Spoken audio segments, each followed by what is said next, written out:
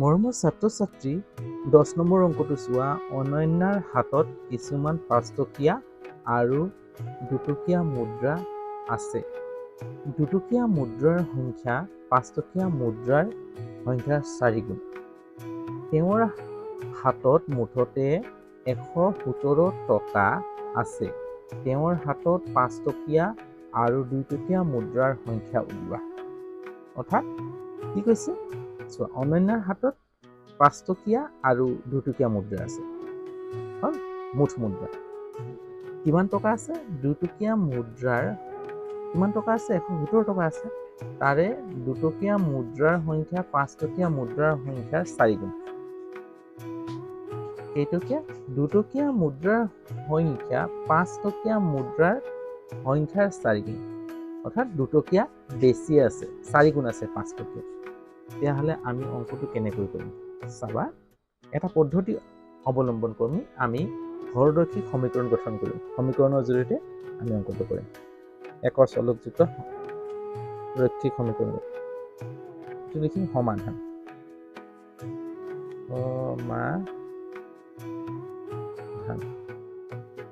কি কৈছে? ইয়াত লিখিম 2 টকীয়া মুদ্ৰাৰ সংখ্যা 5 টকীয়া মুদ্ৰাৰ সংখ্যা 4 গুণ। তাৰমানে 5 টকীয়া মুদ্ৰাৰ লিখিব লাগিব। কেইগুণ? ধৰা হ'ল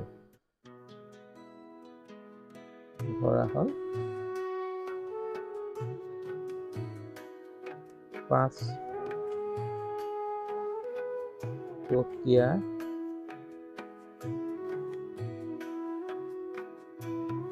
মুদ্ৰাৰ সংখ্যা কিমান? কেইটা আছে? এক্সট্ৰা। কেইটা ধৰি? এক্সট্ৰা। এটাকে কি বুলি কৈছে? 2 টকীয়া মুদ্ৰাৰ সংখ্যা 5 টকীয়া মুদ্ৰাৰ 4 গুণ। 5 টকীয়া x হ'লে এটাকে 2 টকীয়া মুদ্ৰাৰ সংখ্যা কিমান হ'ব? 2 টকীয়া মুদ্ৰাৰ সংখ্যা কিমান হ'ব? 4 গুণ। 4 গুণ মানে 4 into x। এই 5 টকীয়াৰ 4 গুণ মানে 5 টকীয়া x ধৰিছিলোঁ, তেতিয়াহ'লে 4 into x 4 গুণ। তাৰমানে 4 extra আছে। এতিয়া চোৱা, টকাটো আমাৰ কি হ'ল? টকাটো দিছে 117 টকা মুঠ। 5 টকীয়া আৰু 2 টকীয়া 117 টকা মুঠ আছে। 117 টকা আৰু ইয়াতে 5 টকীয়াও সোমাই আছে, 2 টকীয়াও সোমাই আছে। 5 টকীয়া হৈছে x আৰু সেই 5 টকীয়াৰ 4 গুণ হৈছে 2 টকীয়া, মানে 2 টকা বেছি আছে। এতিয়া আমাৰ চোৱা, 5 টকীয়া মুদ্ৰাৰ সংখ্যা আৰু 2 টকীয়া মুদ্ৰাৰ সংখ্যা ওলাব গৈছে। এতিয়া আমি এই টকাকেইটাক আমি কি কৰিব লাগিব? টকালৈ লৈ যাব লাগিব। আমি টকালৈ লৈ যাম। কেনেকৈ বুজিম চাম। আকৌ 5 টকীয়া মুদ্ৰাৰ পৰিমাণ লিখিম। আমি 5 টকীয়া মুদ্ৰা কিমান আছে চাওঁ। টকীয়া মুদ্ৰাৰ পৰিমাণ কিমান? 5 টকীয়া মুদ্ৰা হ'লে 5 into x টকা লিখি দিম। হ'ল, তাৰ মানে কিমান আছে? 5x টকা। হ'ল, আৰু 5 টকীয়া দিলোঁ। 5 টকীয়া হোৱাৰ কাৰণে 5টো পূৰণ কৰি দিলোঁ সংখ্যাৰ লগত। মানে 5 টকীয়া কিমান আছে? 5 টকীয়া 5 টকা পূৰণ কৰি সংখ্যা।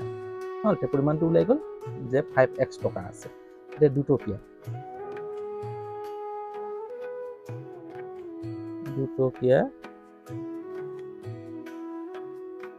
মুদ্ৰাৰ পৰিমাণ টকাত দেই, টকাত। তেতিয়া 2 টকীয়া কিমানটা আছে? 4x। তাৰমানে 2 টকা পূৰণ 4x টকা হ'ব। সংখ্যাটো আছিল 4x, 2 টকীয়া। তাৰমানে 2 4 গুণ 8, 8x টকা। হ'ল, এটাকে প্ৰশ্ন মতে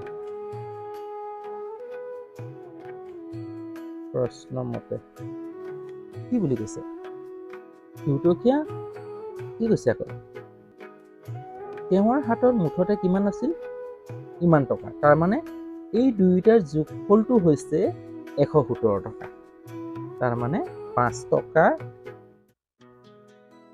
যোগ 8x টকা সমান কিমান 117 টকা হ'ব টকা লিখিব পাৰা নিলিখিলেও একো নাই হ'ব এইটো নিলিখিলেও হ'ব লিখিলেও হৈছে নিলিখিলেই হ'ব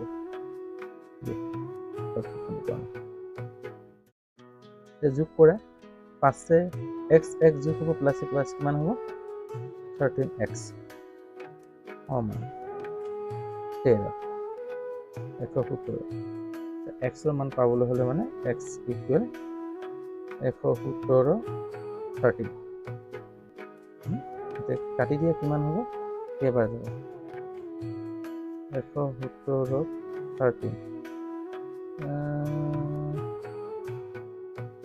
এই 7 পাবলৈ 11 দুইটা ঘৰ ল'লেও নাযাব 3 ঘৰ ল'ব লাগিব দেউতাৰ এই 3 লগত কি পূৰণ কৰিলে 7 পাম চাওঁচোন আমি কি পূৰণ কৰিলে পাম চাবা কি পূৰণ কৰিলে 9 পূৰণ কৰিলে পাম চা 3 9 গুণ 7 পাইছোঁ 2 কৰিলে 9 গুণ 9 2 11 তাৰমানে 9 বাৰ গৈছে 9 13 117 হ'ব তাৰমানে 9 বাৰ গৈছে এটাকে x ফিজিকেল 9 সমীকৰণ আমি 9 পালোঁ এটাকে নিৰ্ণয়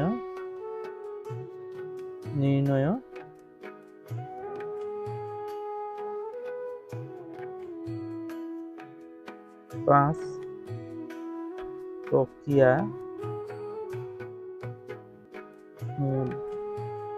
মুদ্ৰাৰ সংখ্যা তাত দিছিলে কিমানটা আছিলে x টা x মানে কিমান x ইকুৱেল 9 টা হল আৰু